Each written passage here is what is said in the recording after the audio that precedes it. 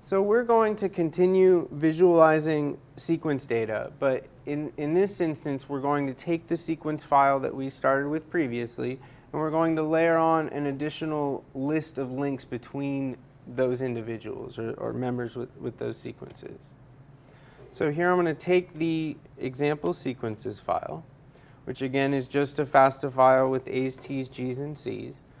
Then I'm going to layer on another list of connections between person A and person B with some kind of distance. And then we will relaunch that visual. And what we see here is that in situations where there are links appearing in both data files, then each link will be colored with both links or with both colors. So we have it as light blue and dark blue when a link appears in more than one data file. But let's look at the connections between all of these links and the more distant links that we've built into the file as well. The way that we'll do that is first pin all individuals on screen so that they don't move. You can see what that looks like. They're not going to fly around on screen.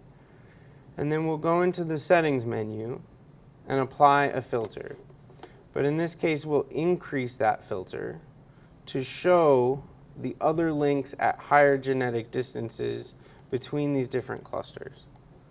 So initially what we're showing are close genetic links between these individuals.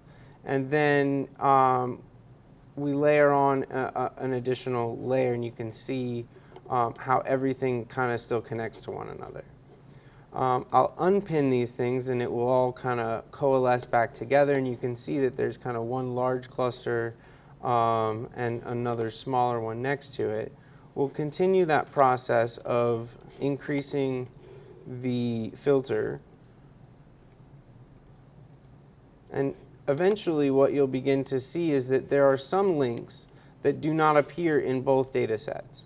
There are some links like these ones right here that are all a single color showing a genetic distance but not showing as coming from a separate file.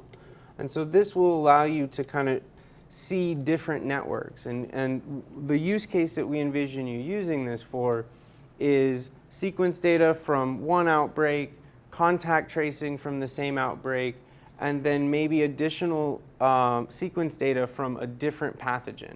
So you can measure the genetic distances between hepatitis viruses and layer on the HIV network, the hepatitis network, with an additional layer of the contact tracing network.